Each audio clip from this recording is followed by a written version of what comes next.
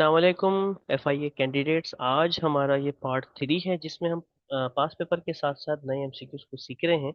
तो आज हमारा MCQs नंबर जो 21 है उसके अंदर पूछा गया है कि Ruhullah was the title of. Ruhullah जो है किसका टाइटल था, किस नबी का टाइटल था? तो ये हजरत ईसा अलैहिस्सलाम का टाइटल था। रूह अल्लाह का मतलब यहाँ पर होता है स्पिरिट ऑफ अल्लाह। ठीक है जी, स्पिरिट ऑफ अल्लाह। आप इसको यहाँ लिख लें अपने पास, स्पिरिट ऑफ अल्लाह। ऐसे ही हजरत आदम अलैहिस्सलाम सबसे पहले नबी, सबसे पहला इंसान, इनका जो टाइटल है वो रखा गया था द चूजन वन ऑफ अल्लाह, यानी कि सफीउल्लाह कहते थे। इनको हम कहते हैं सफीउल्लाह, चूजन वन, यानी कि यही पहले इंसान है अल्लाह ताला ने चूजन वन। ठीक है जी, चूजन वन ऑफ अल्लाह। तो इनको कहते हैं चूजन। ऐसे ही हजरत इब्राहिम अलैहिस्सलाम का टाइटल है। हजरत इब्राहिम अलैहिस्सलाम को खलीलुल्लाह कहते हैं। कहते हैं खलीलुल्लाह। हजरत इब्राहिम अलैहिस्सलाम, खलीलुल्लाह का मतलब खलील कहते हैं फ्रेंड, तो यानी कि the friend of Allah, the friend of Allah. ऐसे ही और भी कुछ नबी हैं, जैसे कि आपको शायद मालूम हो हजरत मूसा अलैहिस्सलाम। हजरत मूसा अलैहिस्सलाम, ठीक है जी। हजरत मूसा अलैहिस्सलाम को कलीमुल्लाह कहा जाता है। कलीमुल्लाह के टाइटल से इनको जाना जाता है। ऐसे हजरत मोहम्मद सल्लल्लाहु अलैहि वसल्लम को हबीबुल्लाह के नाम से हम टाइटल देते हैं। तो ये मुख्तलिफ टाइटल्स आ सकते हैं, इनको याद कर लें, इसकी प्रैक्टिस करें। नेक्स्ट MCQs की तरफ चलते हैं। तो नेक्स्ट MCQs में अजान के बारे में है कि अजान जो है नॉट कंपल्सरी। अजान जो है कौन सी दो प्रेयर्स के लिए, नमाजों के लिए कंपल्सरी नहीं है। तो जोहर असर के लिए हमें पता है अजान दी जाती है, जुम्मे के लिए, फजर के लिए, 5 नमाजों के लिए तो वैसे ही अजान दी जाती है, लेकिन ईद और जनाजा नमाज इनके लिए अजान नहीं हो, तो इनके लिए कंपलसरी नहीं है। अभी अजान से रिलेटेड MCQs है, तो अजान से रिलेटेड MCQs आपके पास कुछ भी आ सकता है कि अजान को जो है कब जो है वो कंपलसरी किया गया। तो अजान को जो है ना फर्स्ट हिजरी में कंपलसरी किया गया। ठीक है जी, अजान जो है कंपलसरी की गई फर्स्ट हिजरी के अंदर। और आपको सारा मालूम है कि फर्स्ट हिजरी में किस तरीके से कंपलसरी किया गया। फर्स्ट हिजरी के अंदर हजरत अब्दुल्ला इब्ने ज़ैद, कौन? हजरत अब्दुल्ला इब्ने ज़ैद जो है, हजरत अब्दुल्ला इब्ने ज़ैद रजी अल्लाह ताला अन्हु, इनके ख्वाब में अजान के अल्फाज आए थे जो हम आज यूज़ करते हैं पूरे अल्लाह अकबर से लेकर ला इलाहा इल्लल्लाह तक। सारे अजान एज इट इज़ इनके ख्वाब में आए थे, वसल्लम को इन्होंने अपना ख्वाब सुनाया था। और फिर हज़रत वसल्लम ने अब इस ख्वाब की तरदीद करके उसी अल्फाजों को अजान में रखा। और इस्लाम के जो सबसे पहले मौज़िन थे, इससे रिलेटेड MCQs बन सकता है, तो वो सबसे पहले इस्लाम के जो मौज़िन थे, मौज़िन कहते हैं अजान देने वाले को, तो हज़रत बिलाल को, हज़रत बिलाल, उनकी आवाज़ बहुत अच्छी थी, तो वसल्लम ने उनको जो है सबसे पहला मौज़िन बनाया था। ठीक है जी। ऐसे ही कुछ इससे रिलेटेड आपके MCQs बन सकते हैं कि भाई ऐसे जिस तरह से अजान के हवाले से है, ऐसे ही ज़कात। ठीक है जी, ज़कात, रोज़ा। अब जो ज़कात है या रोज़ा है, ऐसे ही चेंज ऑफ किबला है। ठीक है जी, चेंज ऑफ किबला। या फिर हम जिहाद की बात करें, जैसे जिहाद की बात हो रही है तो मतलब बदर की बात हो रही है। ये सारी चीज़ें फ़र्ज की गई थी 2 हिजरी के अंदर। कितने हिजरी के अंदर? तो ये सारी चीज़ें हुई थी 2 हिजरी के अंदर। ओके। ऐसे ही गजवा ओहद हुई 3 हिजरी में, ये आपको मालूम होना चाहिए। ऐसे ही जो है तयम्मुम का जो है आया हुक्म, वो 4 हिजरी में आया। 5 हिजरी में हिजाब फर्ज हो गया। ऐसे 9 हिजरी में जो है सूद का जो है खात्मा हो गया, सूद का, या फिर हम कह लें कि वो बैंड कर दिया गया। ऐसे ही 9 हिजरी में फिर हज भी फर्ज हुआ। तो ये कुछ डेट्स आपको इम्पोर्टेंट याद होनी चाहिए। ठीक है जी, आगे चलते हैं।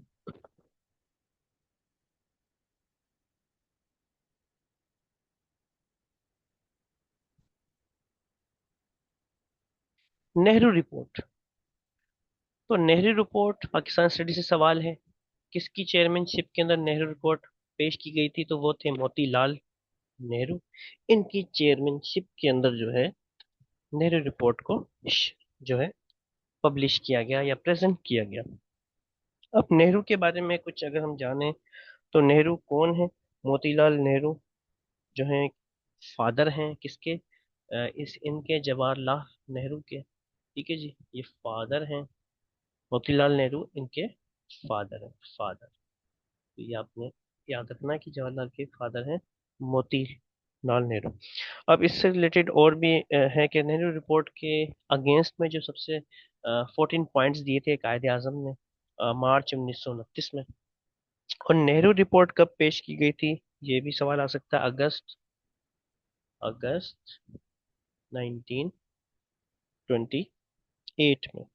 ठीक है जी, अगस्त 1928 में नेहरू रिपोर्ट दी गई।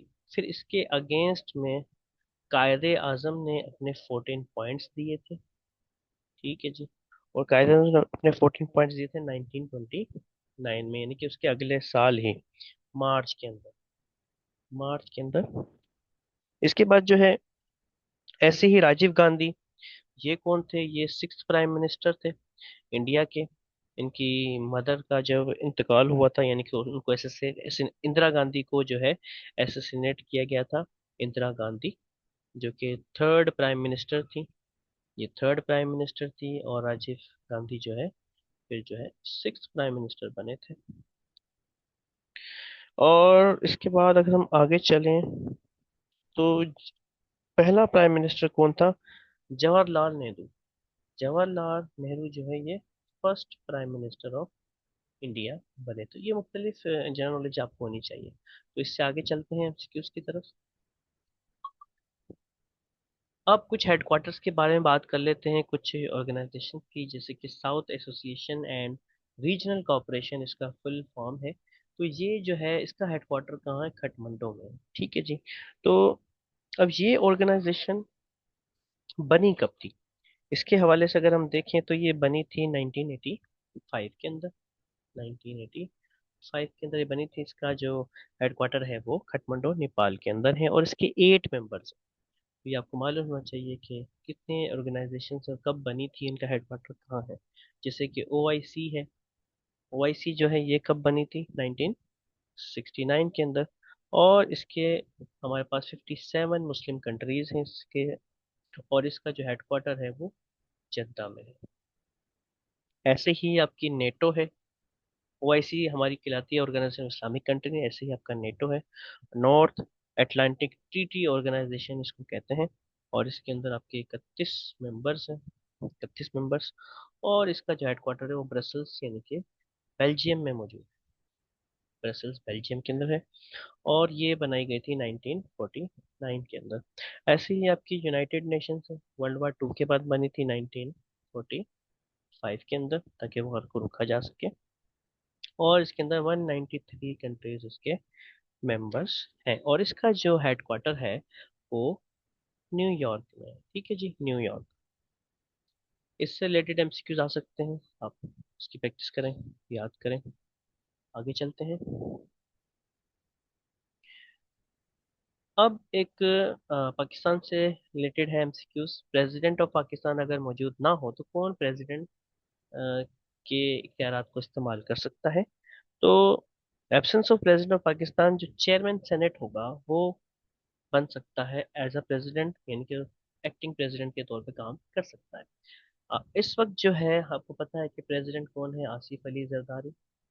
ठीक है जी, आसिफ अली जरदारी हमारे प्रेसिडेंट हैं इस वक्त के। और अगर वो इनका किसी तरीके से अगर मौजूद ना हो तो चेयरमैन सेनेट। और इस वक्त जो चेयरमैन सेनेट है उनका नाम है यूसुफ रजा जिलानी। ठीक है जी। तो इस वक्त जो है यूसुफ रजा जिलानी चेयरमैन सेनेट है। ऐसे ही इस अगर चेयरमैन सेनेट भी ना हो तो फिर जो है स्पीकर नेशनल असेंबली प्रेसिडेंट बन सकता है। और इस वक्त जो है स्पीकर नेशनल असेंबली जो है सर अयाज सादिक, सरदार अयाज सादिक। ठीक है जी। ऐसे ही इस वक्त प्राइम मिनिस्टर आपको पता है कौन है, और प्राइम मिनिस्टर है शहबाज शरीफ। ऐसे ही अगर शहबाज शरीफ मौजूद ना हो तो डिप्टी प्राइम मिनिस्टर जिम्मेदारी संभाल सकते हैं, जो कि हैं इसहाक डार। ठीक है जी, तो इस तरह से आपको जो है एमसीक्यूज आ सकता है। आगे चलते हैं। एम एस एक्सेल के अंदर जो कॉलम है, कॉलम जो है, कॉलम इनको कहते हैं हॉरिजेंटल लाइंस को कहते हैं कॉलम।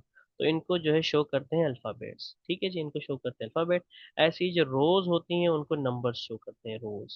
ठीक है जी, ये जो हॉरिजेंटल लाइंस होती हैं इनको रोज कहते हैं, जो वर्टिकल होते हैं इनको कॉलम कहते हैं। आई होप कि आपको ये बात समझ में आ गई। ये कंप्यूटर से रिलेटेड एमसीक्यूज है। Next, power point. First slide जो होती है पावर पॉइंट की, वो टाइटल स्लाइड आपकी कहलाती है। तो ये पावर पॉइंट से रिलेटेड एमसीक्यूज है। आगे चलते हैं। ऐसे ही एक एमसीक्यूज है कि biggest export of Pakistan. Pakistan की बहुत सारी एक्सपोर्ट्स है, लेकिन उनमें सबसे बिगेस्ट एक्सपोर्ट यानी कि फर्स्ट एक्सपोर्ट है वो टेक्सटाइल है। ऑलमोस्ट 60% रेवेन्यू हमें जनरेट करके देती है टेक्सटाइल। सेकंड नंबर पे हमारी हो जाती है एग्रीकल्चर। ठीक है जी, तो ये आपको मालूम होना चाहिए। आगे चलते हैं।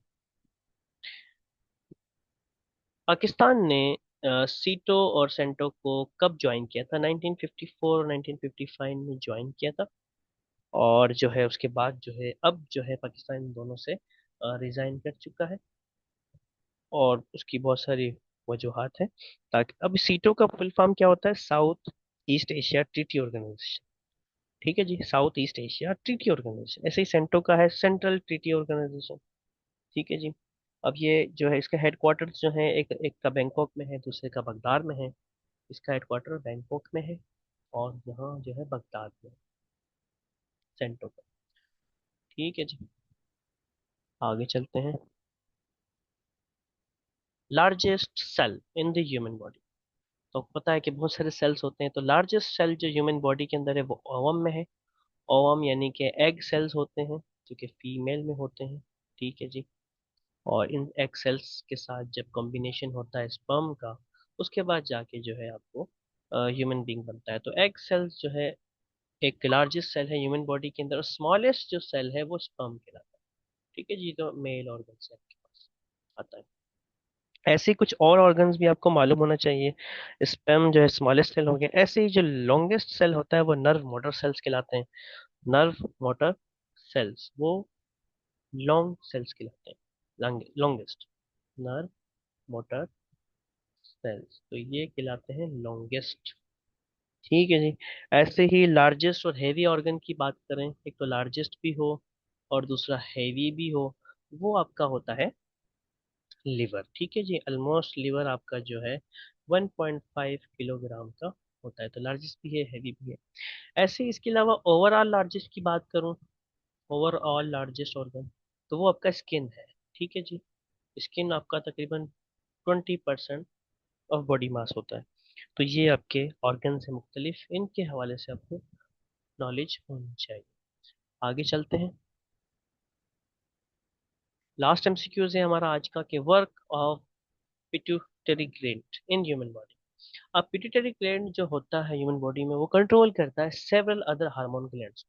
इस पिट्यूटरी ग्लैंड को मास्टर ग्लैंड भी कहते हैं, क्योंकि जितने भी हार्मोन्स की जो कमी या ज्यादती होती है, इंक्रीजिंग या डिक्रीजिंग होता है, वो इस ग्लैंड से होता है। इसको मास्टर ग्लैंड कहते हैं, अदर हार्मोन ग्लैंड्स को कंट्रोल। ठीक है जी। अब remove waste and water fluid की बात करें, फ्लूइड को या फिर ब्लड प्रेशर को जो कंट्रोल करती है, इन दोनों को एक ही ऑर्गन कंट्रोल करता है, वो है किडनी। ठीक है जी। किडनी आपका वेस्ट को और वाटर को, फ्लूइड को कंट्रोल करती है। ठीक है जी।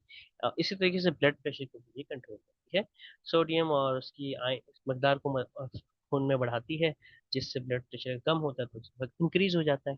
अगर ब्लड प्रेशर इंक्रीज है आपका, तो ब्लड में से जो है वो चीज़ रिमूव कर देती है, ताकि जो है आपका ब्लड प्रेशर नॉर्मल हो जाए। तो ये किडनी का फंक्शन होता है।